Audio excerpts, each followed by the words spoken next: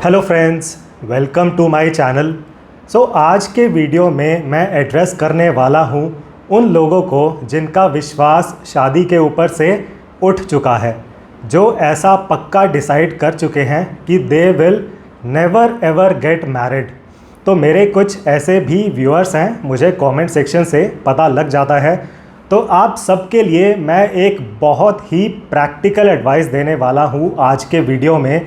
अगर आप शादी नहीं भी करने वाले हैं तो आप इन 5 टिप्स को ज़रूर फॉलो करें to live a happy life. And tip number 5 आप ज़रूर सुने, it is going to be the most important. तो चलिए वीडियो को शुरू करते हैं। Tip number 1, never say never. देखिए, शादी को लेकर नेवर से नेवर। हो सकता है एज अ 28 ईयर ओल्ड आपको लगता है कि मैरिज इज़ बैड, तो आप शादी मत करिए। It is fine, it is normal. But आप ऐसा मत सोचें कि I will never get married, because देखिए होता क्या है, आपकी लाइफ में सिचुएशन चेंज हो जाती है, सिनेरियो चेंज हो जाते हैं, तो आपका माइंडसेट भी चेंज हो जाता है विद एज। तो आप खुद रियलाइज़ करेंगे आपकी अपनी लाइफ में अलग अलग एज पर आपका माइंडसेट कुछ और ही रहता है, and it is very very normal. तो हो सकता है एज अ 28 ईयर ओल्ड आपको लगता है कि मैरिज इज़ बैड, तो आपने नहीं करी, it is fine. As a 33 year old फिर आपको ऐसा लगा कि मैरिज इज़ बैड, आपने स्टिल नहीं करी। फिर हो सकता है एज अ 38 ईयर ओल्ड आपको लगा कि मैरिज कर लेनी चाहिए, तो आप तब कर लें मैरिज। तो ऐसा मत सोचें कि I will never get married, मेरा वचन ही है शासन। बिकॉज देखिए, telling you from my own conversations, तो कुछ 38 प्लस एज के लड़के हैं जिनके साथ मेरी डिस्कशन हुई है। Discussion through question answers on WhatsApp, through consultations, paid consultations, free consultations. तो ये जो लड़के हैं, they are 38 year old in terms of age, but they are now looking to get married. हो सकता है उन्होंने पहले ऐसा सोचा था कि they will never get married, but फिर उनका माइंडसेट चेंज हो गया। तो मैं उन्हें कहता हूँ कि चलिए अब आप कर लीजिए शादी, एज अ 38 ईयर ओल्ड आप कर लीजिए शादी, it is still fine, right. तो आप वैसा माइंडसेट मत रखें कि मैं कभी भी नहीं करूँगा शादी। मैरिज को लेकर नेवर से नेवर। जब आपका मन हो जाता है मैरिज करने का, आप तब कर सकते हैं, राइट। तो वो मेरा वचन ही है शासन, उस तरह की फीलिंग आप मत रखें, will be my clear recommendation for you. तो ये था tip number 1, never say never. आगे बढ़ते हुए tip number 2, you need to have your own agenda in your life. तो देखिए, ये तो सबसे इम्पॉर्टेंट पॉइंट है, सबसे इम्पॉर्टेंट चीज़ जो आपको करनी है, you need to have your own agenda in your life. And कोई शॉर्ट टर्म एजेंडा नहीं रखना है आपको, कि जिस तरह लोग कहते हैं कि मैं तो घूमने चला जाऊंगा, मैं ट्रैवलिंग करूंगा, मैं माउंटेन ट्रैकिंग करूंगा। तो देखिए, ये सब काम तो थोड़े टाइम में ख़त्म हो जाते हैं। आपको एक लॉन्ग टर्म एजेंडा रखना है in your life with the objective of value addition. तो फोकस होना चाहिए वैल्यू एडिशन के ऊपर। एंड देखिए, पहली चीज़ तो ये है कि आपको अपने साथ टाइम करने में इशू नहीं होना चाहिए। आप अगर अपनी खुद की कंपनी को एंजॉय कर सकते हैं तो ऐसा आपको इंश्योर करना है।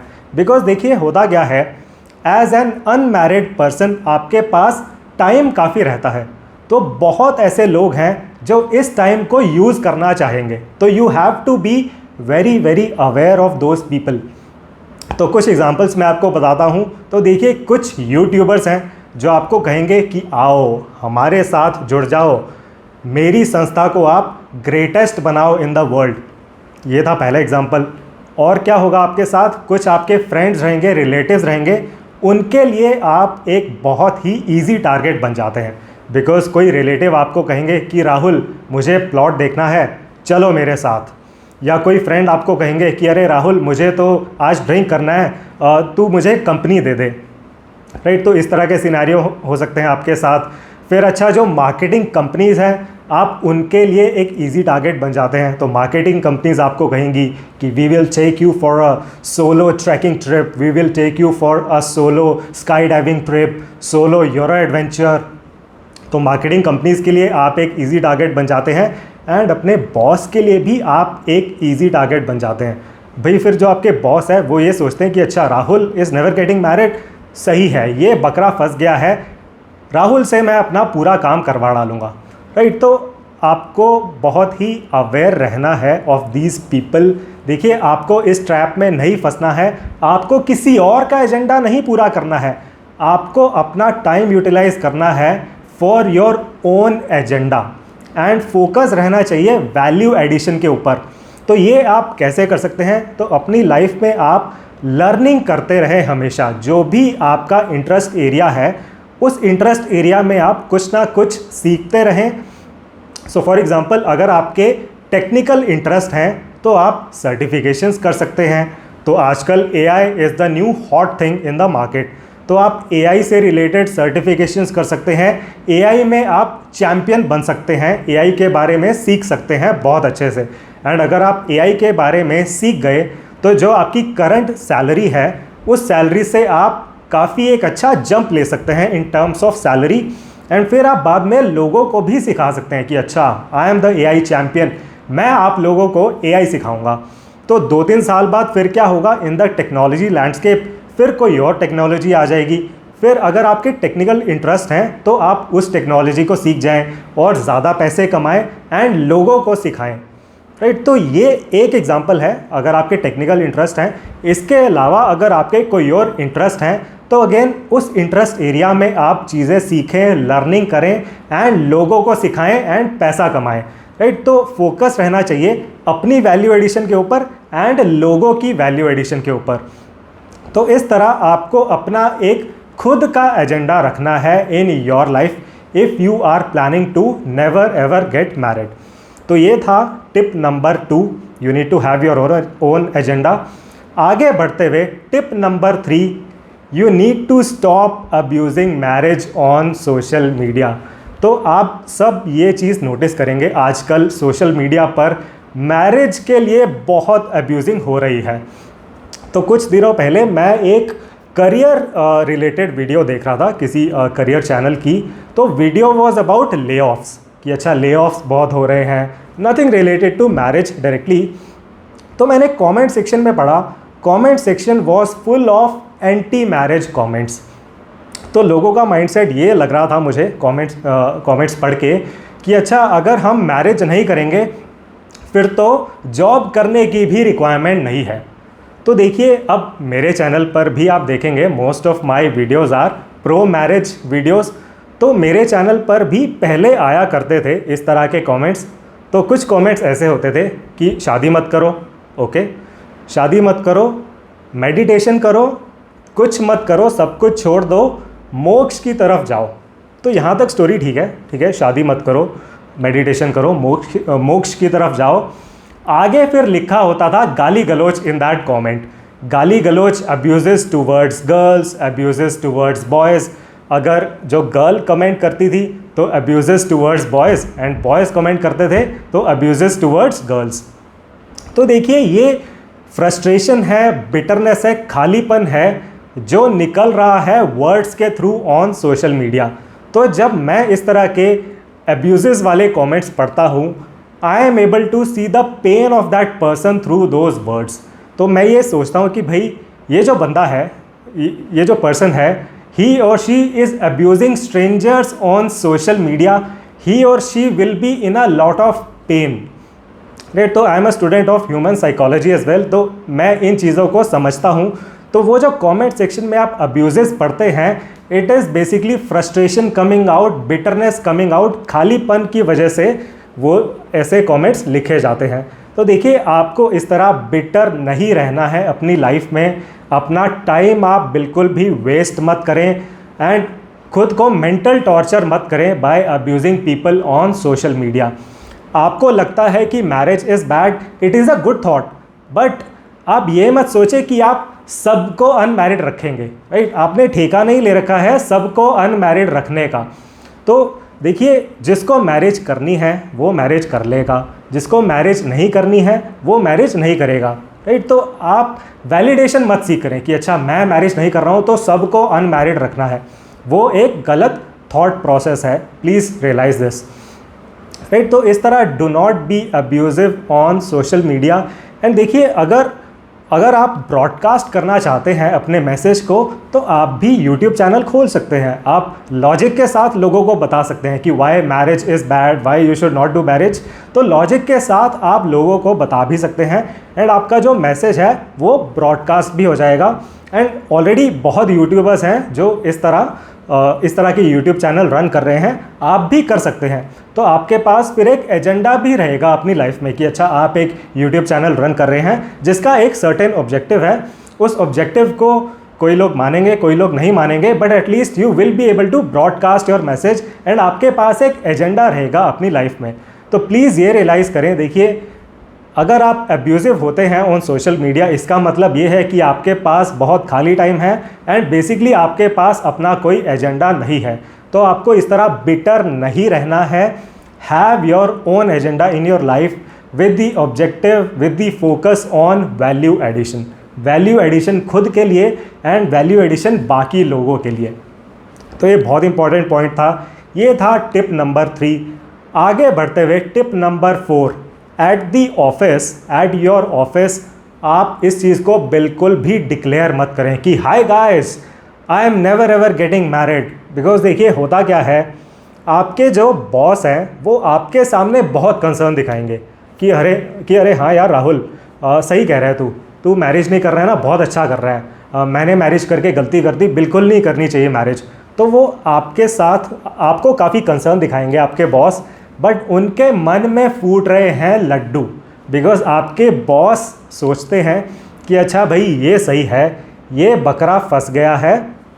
एंड उसके बाद आपके जो बॉस हैं वो आपको कुछ ज़्यादा ही अटेंशन देने लगेंगे कि अच्छा राहुल कम ऑन, तुम ही हो हमारे सुपरस्टार, तुम इस कंपनी को आगे लेके जाओगे, तुम इस कंपनी को फॉर्च्यून 1 कंपनी बना डालोगे, तुम्हारी मेहनत की वजह से इंडिया चाइना को पीछे छोड़ देगा, जापान को, कोरिया को, सबको पीछे छोड़ देगा। कम ऑन राहुल तुम्हें घर क्यों जाना है, तुम्हें वीकेंड पे क्या ही करना है, तुम काम करो बस, तुम ऑफिस में अपना टाइम बिताओ, you are working towards greatness.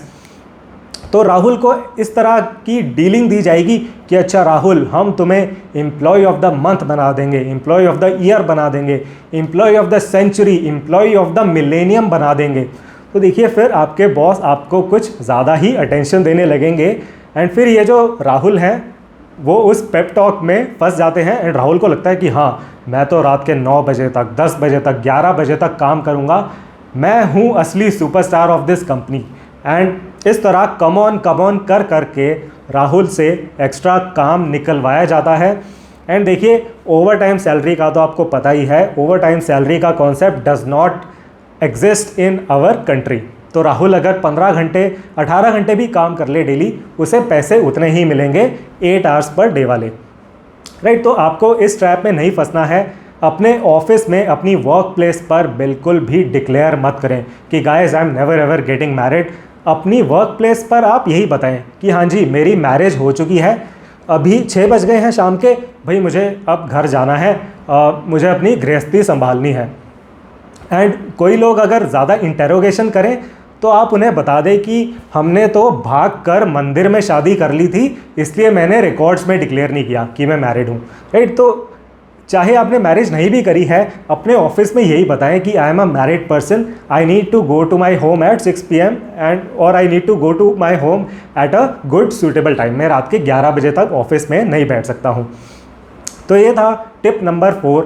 आगे बढ़ते हुए टिप नंबर 5, ये रहेगा show stopper of this video, सबसे इम्पॉर्टेंट टिप। ये टिप शायद आपको कहीं और नहीं सुनने को मिलेगा, ज़रूर इसको नोट करें, रियलाइज़ करें।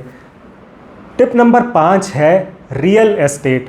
तो देखिए if you are planning to never get married, अपनी प्रॉपर्टीज़ को, स्पेशली जो आपको इनहेरिटेंस में मिलने वाली है प्रॉपर्टीज़, उनको आप संभाल लें, उनकी आप प्रॉपर डॉक्यूमेंटेशन करवा लें अपने नाम में। तो अगर आप 2 भाई हैं, फॉर एग्ज़ाम्पल अगर आप 2 भाई हैं तो पेरेंट्स के रहते हुए आप क्लियरली डिस्कस कर लें कि हाँ भाई ये 2 प्रॉपर्टीज़ हैं, ये प्रॉपर्टी तेरी, ये दूसरी प्रॉपर्टी मेरी। या फिर अगर एक ही प्रॉपर्टी है तो उसका 50-50 कर लें पेरेंट्स के रहते हुए।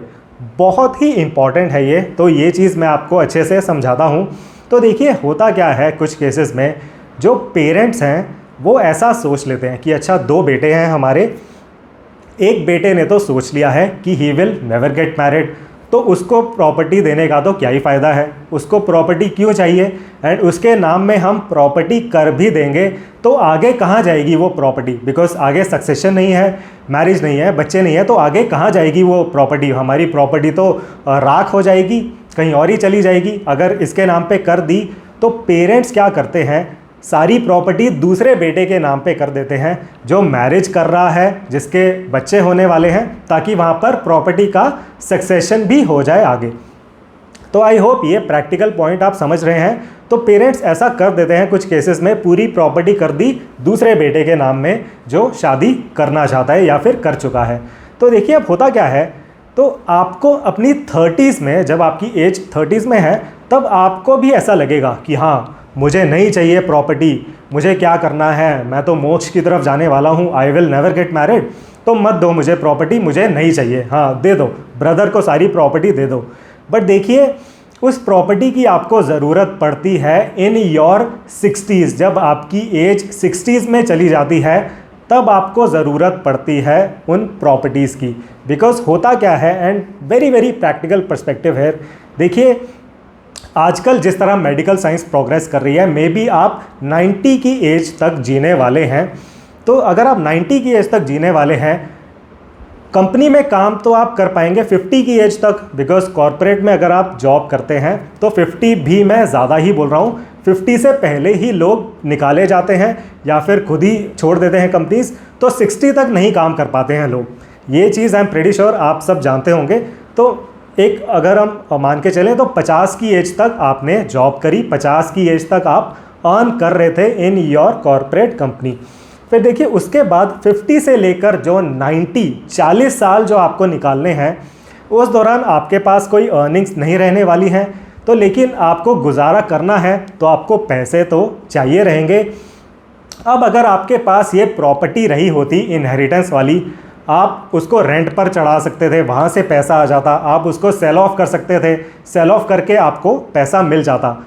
बट अब होता क्या है, 60s में हैं आप, आपको पैसे की ज़रूरत है, बट जब आप 30s में थे तब आपने प्रॉपर्टी जाने दी बाकी सिबलिंग्स के पास, तो अब आप तो 60s में हैं, आपके पेरेंट्स भी जा चुके हैं, देखिए अमर तो नहीं होते हैं पेरेंट्स, तो आप 60s में हैं तो पेरेंट्स जा चुके हैं, जो प्रॉपर्टी है वो किसी और के नाम में जा चुकी है, आपका हो चुका है ट्रोल, राइट। तो आप अगर मैरिज नहीं भी कर रहे हैं, अपनी प्रॉपर्टीज़ को जो आपके पास स्पेशली इनहेरिटेंस में आने वाली थी जो प्रॉपर्टीज़, उनको संभाल लें, उनकी प्रॉपर डॉक्यूमेंटेशन करवा लें, ताकि बाद में आपके साथ इस तरह के इश्यूज़ ना हो कि आप अपनी 60s में हैं, 70s में हैं and you are running short of money.